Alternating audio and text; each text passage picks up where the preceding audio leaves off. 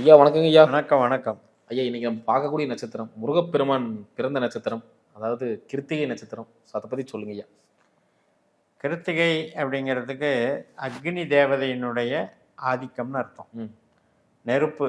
நெருப்பு என்ன பண்ணும்? எல்லாத்தையும் சுற்றும். சுட்டு எரிச்சிரும். அதனால் க்ளீன் பண்ணுறது அப்படின்ற ப்ராசஸ் ம்.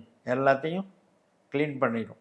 அப்போ சுத்தப்படுத்துகிற வேலை இது உங்களுக்கு முக்கியம். அதுவும் பகைவர்களை எதிர்க்கக்கூடிய அமைப்பு. ம். அந்த அவதாரமே பகை வெல்லத்தான். ம். அது மாதிரி அமைப்பு. இந்த சூரியனுடைய நட்சத்திரம். சூரியன் அப்படிங்கிறது சிவபெருமானுடைய அம்சம். அப்போ அந்த சிவத்தினுடைய தன்மையையும் வெளிப்படுத்தும். மலை மேல் வனம் பகுதியையும் குறிக்கும், காடுகளையும் குறிக்கும். அரசுங்கிறதும் சூரியன் தான், ம். அரசாட்சிங்கிறதும் சூரியன் தான். அந்த வகையில் இது ஒரு போர்க்குணம் கொண்ட நட்சத்திரம். ம்.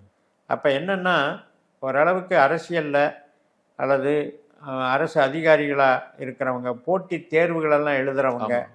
இதுகள் எல்லாம் இப்போ விளையாட்டு போட்டியில் கலந்துக்கிறாங்க. அது மாதிரி எல்லாமே போட்டியில் ஜெயிக்கிறதுங்கிறதுல ஒரு ஆர்வம் இருக்கும். ஒரு தலைமை பதவி கூடி வரலாம். ஆமாம், நிச்சயமாக சூரியன் என்றாலே இவங்களுக்கு ஒரு அரச வகையில் அங்கீகாரம். ம். அதனால் அரசியல், அரசு அங்கீகாரத்தில் நல்ல நட்சத்திரம் இது. சிறப்பு. ஒரே விஷயம் என்ன அப்படின்னா, அந்த அதிகாரத்தினுடைய தன்மையில் ஒரு பாதம் மேசராசியில் இருக்குது, ம். 3 பாதம் ரிஷபராசி.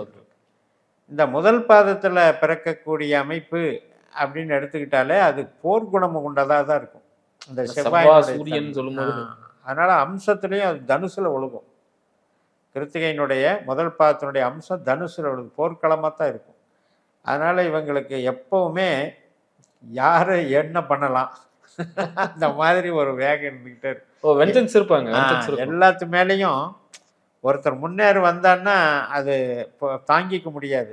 நாம் எப்படி அவங்கள அடக்கி ஆளலாம், அந்த மாதிரி ஒரு போர்க்குணம் இருக்கும். இப்போ வலியை கூப்பிடுறாங்கல்ல, வாடா சண்டைக்குன்ட்டு, அந்த மாதிரி அந்த 1ஆம் பாதத்துக்கு அந்த தன்மை இருக்குது. அதே பாருங்க, 2ஆம் பாதம் சாஃப்ட் நேச்சராக இருக்கும். புத்திசாலித்தனத்தோட பதவி எப்படி பிடிக்கலாம், அதே நேரத்தில் சர்வீஸ் மைண்டடாக யாரை எப்படி கவர் பண்ணலாம், இந்த அம்சம்தான் 2ஆம் பாதம். அது 2ஆம் பாதம் பொழைக்க தெரிந்தது. முதல் பாதம் கோபப்பட்டே காரியத்துக்கு எடுத்துக்கும். ஆனால் என்னன்னா, தோற்றத்தில் தான் அமைதியாக இருக்கிற மாதிரி தெரியும். பெருசாக 1ஆம் பாதத்தில் பிறக்கிறவங்க தோற்றத்தில் ஓரளவுக்கு நல்ல ஆள் அப்படின்ற பேர் மாதிரி இருக்கும். ஆனால் உள்ளுக்குள்ளே அவங்களுடைய ஆற்றாமை பாவம் ரொம்ப பிரச்சனை. ஏன்னா அந்த மேசராசினுடைய கடைசி புள்ளி எப்போவுமே 9ஆவது புள்ளியாக வருது, கடைசி புள்ளியாக வருது. அந்த துண்டாகக்கூடிய குணத்தினால தான் கிருத்திகை நட்சத்திரம் உடைபட்ட நட்சத்திரம். அதாவது தலையில்லாத கால் இல்லாத நட்சத்திரங்கள், அதே மாதிரி உடம்பு இல்லாத நட்சத்திரம்னே பிரிவு இருக்குது. அந்த பிரிவில் இது வர்றதுனால இதனுடைய தாக்கம் அப்படி இருக்குது. 2ஆம் பாதம் பொழைக்க தெரிஞ்சவங்க மிகப்பெரிய சாதனையாளர்கள், நன்றாக பொறுமையாகவும் இருப்பாங்க. எல்லாத்தையும் கவர் பண்ணி எப்படி அரசாட்சி பண்ணுறதுன்னு தெரியக்கூடிய அமைப்பு. அதே 3ஆம் பாதத்தில் பிறந்துட்டாங்க அப்படின்னா, அந்த 3ஆம் பாதங்கிறது கொஞ்சம் ஆணவ குணம் இருக்கும். அதே நேரத்தில் ரொம்ப ஜனரஞ்சகமாக எல்லாரையும் கவர் பண்ணணும்னு இருக்கும். அதை நட்பு ரீதியாக அந்த நட்பு வட்டாரத்திலேயே பேரை வாங்கிட்டு தனக்குன்னு ஒரு கூட்டத்தை சேர்த்துக்கிட்டு ஒரு அட்டென்ஷனை கிரியேட் பண்ணிட்டே இருப்பாங்க. அதை கிரியேட் பண்ணுறது தான் இந்த 3ஆம் பாதத்தினுடைய. இந்த 4ஆம் பாதம் தான் தன்னைத்தானே கெடுத்துக்குது. எதுவும் பண்ணவும் முடியாது, எபிலிட்டி இல்லை, ஸ்டேபிளாக இருக்காது, மைண்டும் ஸ்டேபிளாக இருக்காது, இடமும் ஸ்டேபிளாக இருக்காது, சூழல் இவங்களுக்கு சரியாக அமையாது. அதனால் என்னென்னா, தனக்குத்தானே துன்பத்தை தேடிக்கிறது அல்லது ஏதாவது ஒரு ஃபெயிலியரை சந்திக்கிறது, இதனுடைய தாக்கம் இருந்துக்கிட்டே இருக்கும். இப்போ ஜென்ரலாக சூரியன் அப்படின்னு எடுத்துக்கிட்டாலே நம்ம வரிசை திசாபுத்தி வரிசையில் குறைந்த வருஷம் உள்ளது சூரியன் தான். வெறும் 6 வருஷம்தான். ஏன்னா வெப்ப கிரகம், அதனுடைய இது தாக்க முடியாது. இப்போ 3 விதமாக வேலை செய்யும். இப்போ கிருத்திகை வேலை செய்யும் போதே உத்திரமும் வேலை செய்யும், உத்திராடமும் வேலை செய்யும். அப்போ இந்த உத்திரம் வேலை செய்யும்போது இவங்களுடைய ஆசைகளை வெளிப்படுத்தும். இவங்க தோற்றத்தில் தான் கிருத்திகை, ஆசையில் உத்திரமாக வேலை செய்வாங்க. இப்போ இவங்களுக்கு பிறக்கக்கூடிய குழந்தைகள், இவங்களுக்கு வரக்கூடிய கலை திறமைகள், படைப்பு திறமைகள், இதெல்லாம் உத்திரம் வேலை செய்யும். அதே உத்திராடம் என்ன பண்ணும்னா பெரிய லெவலில் நாலேஜை வளர்த்துக்க ஆசைப்படும். நான் வந்து ஒரு அட்மினிஸ்ட்ரேஷனாக பண்ணுவேன் அப்படின்னு தலைமை பொறுப்புக்கு போவேங்கிறத உத்திராடம் ஈக்கி கொடுக்கும். இந்த மூணும் சேர்ந்து வேலை செய்யும் பொழுது இவங்களுக்கு வந்து திசை பிறக்கும் போதே அந்த திசை பால்ய பருவத்தில் தானே வருது. அப்போ சின்ன குழந்தைகள் வந்து அப்பா கூட ரொம்ப ஃபாண்டாக இருப்பாங்க. அப்பாவை ரோல் மாடலாக எடுத்துக்கிட்டு அப்பா மாதிரியே பிஹேவியர் பழகிக்குவாங்க. ஒரு அப்பா தொழிலில் கூட இவங்க பண்ணுறக்கு வாய்ப்பு இருக்கு. சிறப்பு சிறப்பு. சூரியன் வந்து இவங்க ஜாதகத்தில் நல்லா இருக்கணும். அதே மாதிரி இவங்க ஏதோ ஒரு லக்னத்தில் பிறப்பாங்க. அந்த லக்னத்துக்கு வந்து தொழில் பாவம் அப்படிங்கிறது 9ஆம் இடத்தோட சூரியனோட சம்மந்தப்பட்ட அப்பா தொழில் செய்யும். சிறப்பு ஐயா. ஐயா அடுத்து பார்த்தீங்கன்னா இவங்க இந்த நட்சத்திரத்தில் பிறக்கிறாங்க இல்லையா, அதுக்கான கர்ம கணக்கு என்னங்கய்யா? கர்மங்கிறது பார்த்தீங்கன்னா இது முன்னோர்கள் அப்படிங்கிறது தகப்பன் வர்க்கம், பங்காளி வர்க்கம், இதெல்லாமே சூரியன் தான். இப்போ பார்த்தீங்கன்னா ஒரு வம்சாவளின்னு நம்ம சொல்லுவோம். நான் வந்து இந்த பரம்பரையில் வந்தவன், நான் இந்த மாதிரி வம்சாவளியில் வந்தவன் அப்படிங்க. அதனுடைய அடையாளம் தான் அந்த சூரியன். அதனால் இந்த அப்பா வழியில் விட்டு போன குறைகளை நிவர்த்தி செய்ய வந்தவர்னு எடுத்துக்கணும். இப்போ முருகனுடைய அவதாரமே எடுத்துக்கோங்களேன். சிவபெருமான் வரம் கொடுத்தவரையே அழிக்கிறதுக்கு அவரே தயார் பண்ணவர் தானே முருகன். அதனால் அந்த தந்தை வர்க்கத்தினுடைய கணக்கு தீர்க்க வந்த ஒரு அம்சமாக எடுத்துக்கலாம் சூரியன். அரசியலில் ஆதிக்கம் செலுத்தவும் பிறந்திருக்காங்கன்னு எடுத்துக்கலாம். கண்டிப்பாக கண்டிப்பாங்க ஐயா. இப்போ வந்து 4 பாதங்கள் இருக்குது. நீங்கள் சொன்ன மாதிரி ஒரு பாதம் வந்து மேசத்தில் இருக்குது, மீது 3 பாதங்கள் வந்து ரிஷபத்தில் இருக்குது. ஸோ அப்படி இருக்கும்போது மேசத்தில் இருக்கக்கூடிய இந்த முதல் பாதம் அவங்களுக்கு இந்த வருமானம் அது எல்லாம் எப்படிங்க இருக்கும்? பண வரவுல எப்படி இருக்கும்? அதாவது அதான் நான் முதலே சொன்ன மாதிரி அவங்களுக்கு வந்து சும்மாவே இருப்பாங்க, ஆனால் எல்லாம் வேணும்னு நினைப்பாங்க.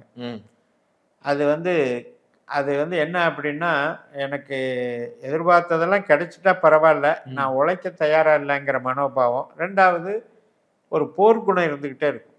யாரை பார்த்தாலும் அடக்கி ஆளணுன்ற அந்த போர்க்குணம் இருக்கும்.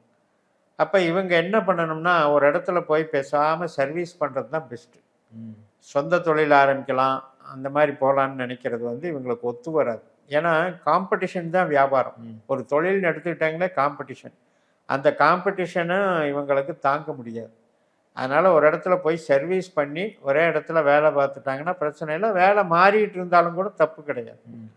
அதே நீங்கள் 2ஆம் பாதத்துக்கு தொழில் எடுத்துக்கிட்டிங்கன்னா அது ஒரு மாதிரி இருக்கும், நல்லா இருக்கும், அதில் ஒன்றும் பிரச்சனை இல்லை. 3ஆம் பாதத்துக்கும் நல்லா இருக்குது, 4ஆம் பாதம் மோசம்.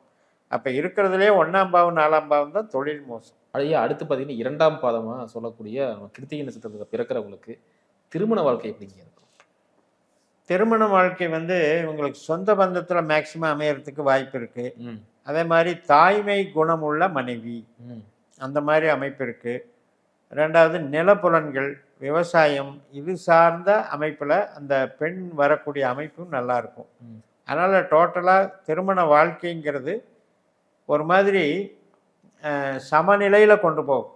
ரொம்ப அட்டாச்மெண்ட்டும் இல்லை, அதே மாதிரி ரொம்ப வந்து வறுமையில் வாடுறதும் இல்லை. பொருளாதாரத்தை தூக்கி நிறுத்தும். அதே நேரத்தில் சின்ன ஈகோ இருக்கும் இல்லையா, ஒரு மனைவியோ அல்லது கணவனோ தான் வந்து ஒரு ஏர்ன் பண்ணுறேன் அப்படின்னா அந்த ஈகோ இருக்கும் இல்லையா, அந்த கெப்பாசிட்டி இருக்கும். திருமண வாழ்க்கையில் வந்து நட்பு ரீதியில் நல்லா கொண்டு போயிடுவான். சிறப்புங்க ஐயா. அடுத்து பார்த்தீங்கன்னா 3ஆம் பாதம். 3ஆம் பாதத்தில் பிறந்தவங்களுக்கு மனை வீடெல்லாம் எப்படிங்க அமையும்? அருமையாக இருக்கும். அதாவது இந்த 3ஆம் பாதத்தில் பிறக்கிறவங்களுக்கு பங்களா டைப்பு இது மாதிரி பெரிய ஆடம்பரமான ஒரு அமைப்பில் வீடு அமையும். இவங்க பெரும்பாலும் பார்த்தீங்கன்னா தன்னுடைய சொத்துக்களை வந்து சம்பாதிக்கக்கூடிய பணத்தை வந்து வீடாகத்தான் மாற்றுவாங்க. வீடாகவும் இடமாகவும் அல்லது ஒரு பெரிய அப்பார்ட்மெண்ட் கட்டுறதாகவும் இந்த மாதிரி மாற்றுவாங்க. அதுக்குண்டான காலகட்டங்கள் இப்போ கிருத்திகையில் பிறந்தாங்கன்னா ராகு திசை வரும் ஒரு மிடில் ஏஜில்.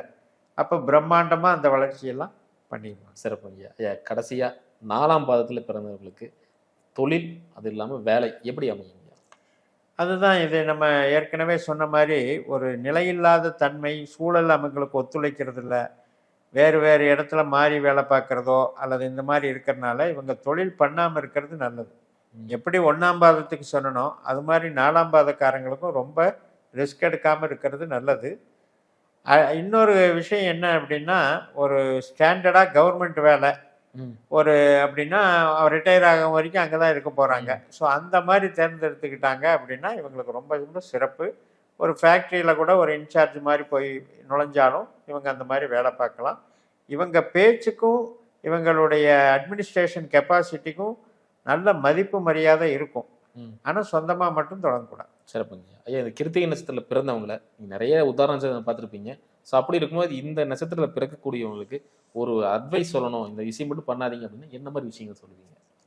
கோபத்தை குறைக்கணும். ம். முன்கோபம் வேண்டாம். ம். ஆளுமை திறன் இருந்தாலும் கூட அதை பக்குவமாக எடுத்து சொல்கிற குணம் வேணும். ம். இப்போ இதனுடைய மிருகம் பார்த்தீங்கன்னா பெண் ஆடு. ம். இந்த ஆடு வந்து மேய்ச்சல் நிலங்களில் தான் இருக்கும். வனம்னு சொல்கிறோம் இல்லையா, ம். இதனுடைய இடம் வந்து வனம். ம். அப்போ அந்த வனம் காடுகளில் தான் மேய்ச்சல் நிலத்தில் தான் இந்த ஆடு இருக்கும். அந்த கூட்டம் கூட்டமாக தானே ம். போகும் அதனுடைய அமைப்பு. அந்த மாதிரி வந்து ஒரு ஒற்றுமையை வளர்த்துக்கிட்டு இவங்க போனாங்கன்னா இவங்க ரொம்ப நல்லா இருக்கும். கோபப்படாமல் இருந்தால் ஆடு முட்டிக்காது. ம்ஹும். கோபப்படாமல் போயிட்டு இருந்தாங்கன்னா ரொம்ப சிறப்பாக இருக்கும். அதே மாதிரி இவங்களுடைய வடிவம்னு பார்த்தீங்கன்னா அக்னி, ம். கற்றை. ம். திருவண்ணாமலை ஜோதி தான் ஜோதி. கிருத்திகைக்கு. அதனால தான் கிருத்திகை நட்சத்திரத்தன்னைக்கு அங்கே இது பண்ணும். ஜோதி ஏத்துவாங்க. ம். அதனால் அக்னி தத்துவம். அதனால் யாகங்கள் பண்ணுறது அல்லது இந்த மாதிரி தீபம் ஏற்றுறது, அதை ஜோதி கற்றையை வழிபடுறது. திருவண்ணாமலை ஜோதியவே இவங்க வந்து வழிபட்டுட்டு இருக்காங்க. முருகப்பெருமை நம்ம கட்டியே முடிச்சுக்கலாங்களா? ஆமாம், கிருத்திகையினுடைய ஆதிக்கம் அது. இப்போ நம்ம வந்து இப்போ ஒரு கிருத்திகையில் பிறந்ததுனால நம்ம இந்த குணாதிசயங்கள் இருக்கும். ம். ஆனால் சூரிய திசை முடிஞ்சு சந்திர திசை, செவ்வாய் திசை, ராகு திசை மாறும்போது அடுத்தடுத்த திசைக்கு தகுந்த மாதிரி இவங்களுடைய குணாதிசயங்கள் மாறும். மாறிடும். ம். அதே மாதிரி இப்போ இவங்களுக்கு என்ன லக்னத்தில் பிறக்கிறாங்களோ ம். அந்த லக்னத்துக்கு இந்த 10ஆம் இடம், 2ஆம் இடம், 6ஆம் இடம் இதெல்லாம் சூரியனோட சம்மந்தப்பட்டிருந்தா இந்த அரசு வேலைகள் ரொம்ப ரொம்ப சிறப்பாக இருக்கும். சிறப்பு சிறப்புங்கய்யா. ரொம்ப ரொம்ப நன்றிங்கய்யா. அற்புதமா சொன்னீங்க. எனக்கு உள்ள இருக்கிற விஷயத்தை எல்லாமே டிகோட் பண்ணி சொன்னீங்க. ஸோ மீண்டும் அடுத்த காணொலியில் அடுத்தடுத்த நட்சத்திரத்தை பத்தி பார்க்கலாங்கய்யா. நிச்சயம். நன்றிங்கய்யா.